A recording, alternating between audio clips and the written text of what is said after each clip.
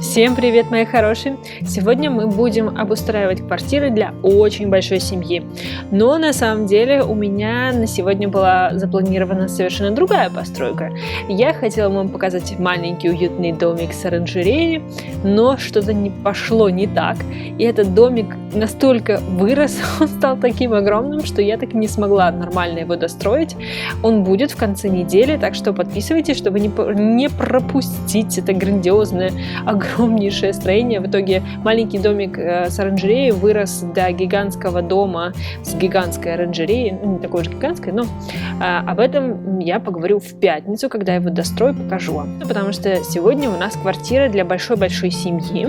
У нас в семье мама, папа, бабушка, дедушка, двое детей точнее трое детей. Один совсем крошечный, один тоддлер и один студент, школьник или подросток, не знаю.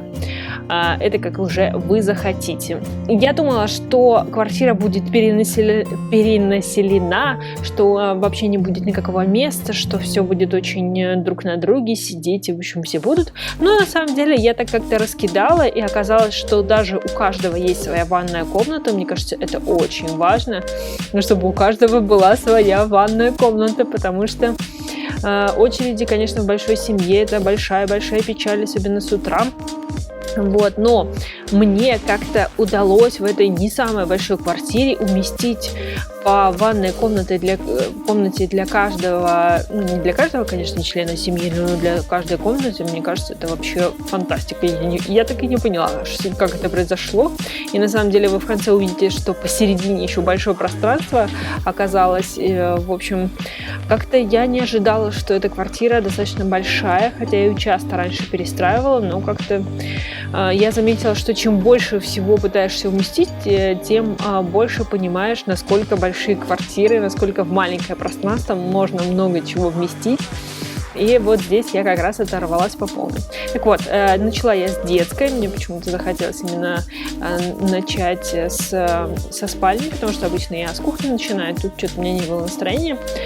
И я сделала ее такой, гендерно-нейтральной. То есть здесь может и мальчик, и девочка, маленькие, большие. В общем, абсолютно такой нейтральный. Просто, скорее всего, это школьник или подросток и маленький тоддлер, который здесь проживает, делит эту небольшую территорию на двоих, но в принципе все необходимо. Есть игрушки, кровати, два комода для вещей и маленькая ванная, при том, что я помнила о том, что я все-таки хочу тоддлера поселить, и я поэтому сделала ванную, совмещенную с душем.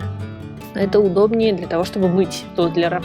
И тем более, если здесь еще и подросток, то лучше, чтобы ванная была полноценная, потому что им нужно хорошо и тщательно принимать душ, чтобы не источать неприятненький ароматик. Но это связано, на самом деле, со взрослением, с физиологией подростков. Это не из-за того, что они какие-то грязнули, а просто так вот работает наш организм в этот период. Плюс я сделала, конечно же, большую, получилась очень большая спальня для родителей. Она такая вместительная, там и для малыша колыбелька поместилась. Он, скорее всего, первое время будет все-таки жить с родителями, пока будет в колыбельке, так удобно.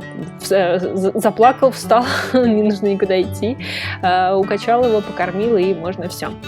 Плюс я здесь добавила еще большой книжный шкаф. Я очень люблю по-моему, это набор родителей, вот этот веселенький книжный шкаф. Он такой не только с книгами, но еще с какими-то дополнениями. Мне кажется, он такой очень уютненький. И плюс я сделала типа рабочее место, я не знаю, для мамы, для папы, это уже как вы захотите, но полноценное рабочее место там есть, плюс комод. Такого полноценного огромного платяного шкафа нету, но мне кажется, в комодах тоже много чего поместится. Поэтому, в общем, я решила обойтись комодами, потому что здесь много окон, плюс там, где именно идут стены, там, в общем, мне захотелось побольше картин сделать, потому что, мне кажется, это так уютно выглядит. Плюс эти обои, они такие классные, с этими листьями. Я их редковато использую, потому что они достаточно такие интенсивные, хотя вот сейчас я смотрю и понимаю, что не такие уж они интенсивные, как мне кажется. В общем, я просто всегда немножко с опаской это делаю, потому что, мне кажется, они такие яркие, все кричащие, перебивающие.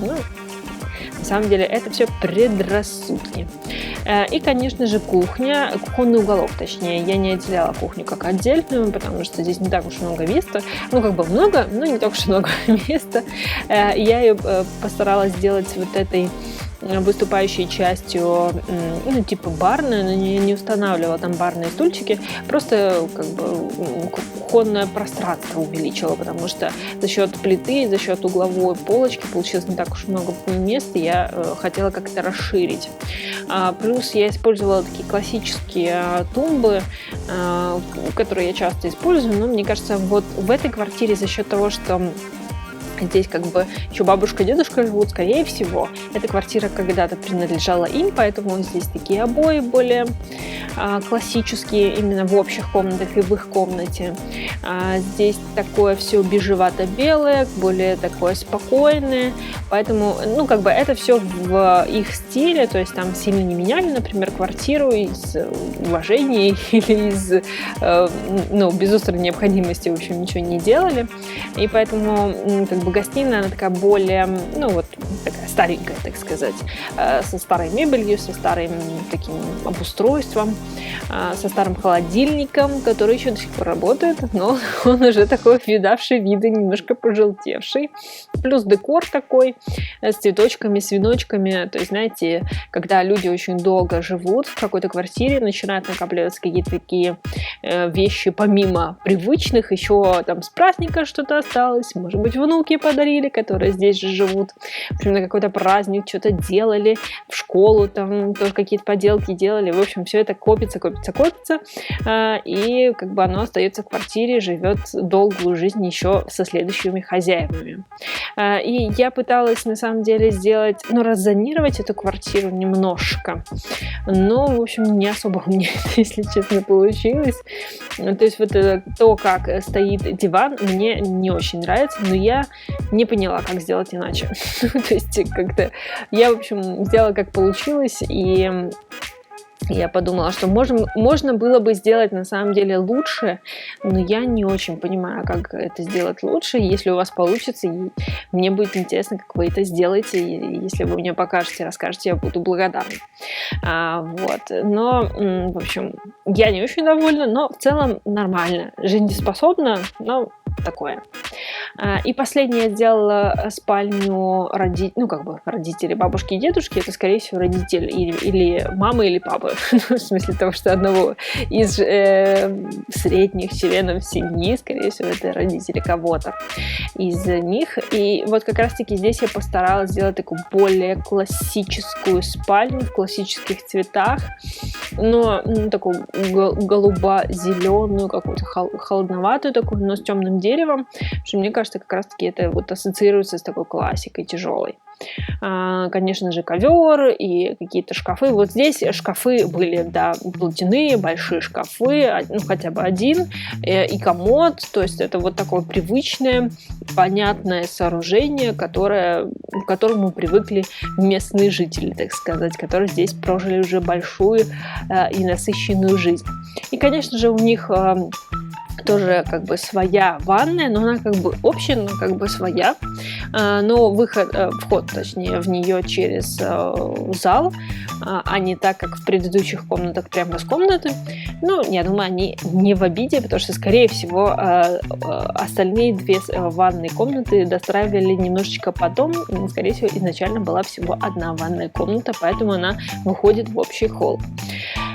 И вот так вот такая вот населенная квартира. Бабушка, дедушка, мама, папа, 3 детей. И все в небольшой такой достаточно квартире. В целом я осталась довольна. Возможно, я немножко не додекорировала ее, но и так тоже возможно. Надеюсь, вам понравилось. Приходите еще, будет еще много построек. Обязательно в пятницу выпущу ту, не злополучную, но обещанную. Она, на самом деле, мне эта постройка нравится, просто она занимает очень много сил, очень много времени. И я поздновато начала ее делать, поэтому просто не успела. Так что заглядывайте в пятницу, но заглядывайте еще в среду, потому что видео выходит 3 раза в неделю. До следующих видео. Надеюсь, до новых встреч. Пока-пока.